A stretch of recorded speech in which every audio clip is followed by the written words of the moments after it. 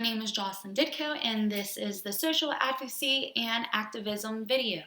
Advocacy is the act or process of supporting a cause, a proposal, or more so an idea, typically that needs a strategy or a method of getting opinions or decisions of organizations and people.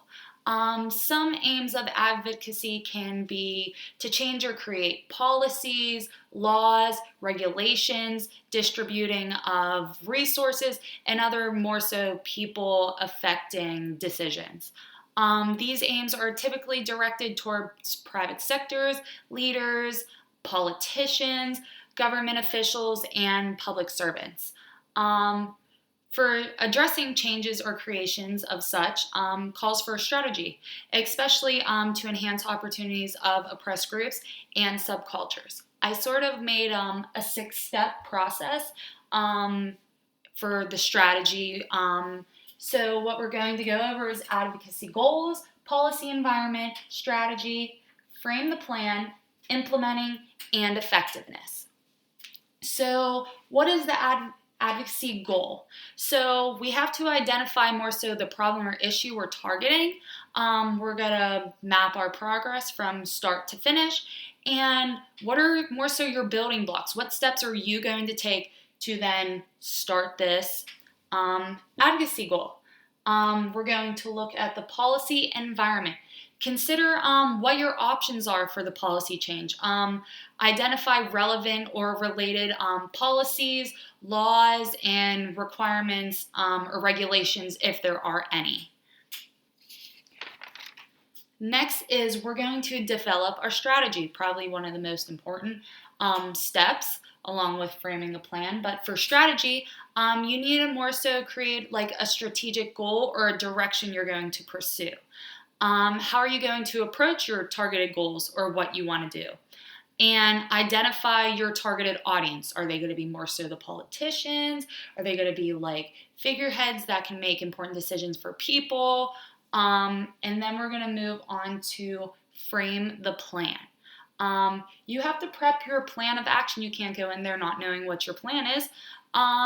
And you're going to examine possible conflicts, possible bumps in the roads that you may hit because you want to be prepared for that. You don't want something to go wrong or possible questions that may pop up. Or if you're trying to change something, obviously people are going to have concerns and you want to be able to answer those questions on the spot. And more so, people may be more willing to be on your side. You want to more so do budgeting, finding resources and what risks could happen. Could you put all this money in and fail? If you start to not get supporters, what can you do to try to rally that up? We're going to move on to implementing.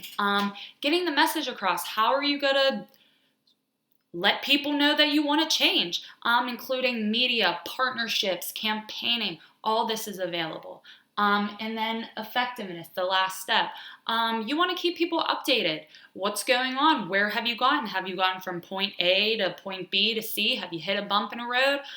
You need to know the results of your efforts. You can't say, hey, we got here, but how did you get there? Track what you've been doing.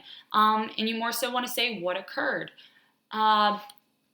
Advocacy obviously is extremely important as it allows people, particularly people most vulnerable in society, to have an ability to have their voices heard, in which defend and safeguard their rights.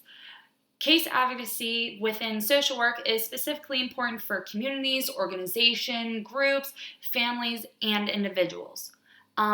With advocacy comes activism. Activism is someone taking direct action to bring upon change.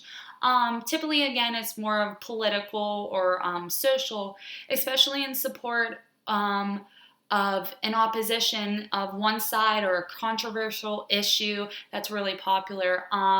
This is obviously essential for change. Most of these 6 steps are going to need to be used, if not every single one of them, to make a difference or gain attention to hopefully in the future make a difference. As activism is seen as standing up for what you believe in and for a cause or something in which you believe in, despite what others may think or might not agree with. So, the 6 steps.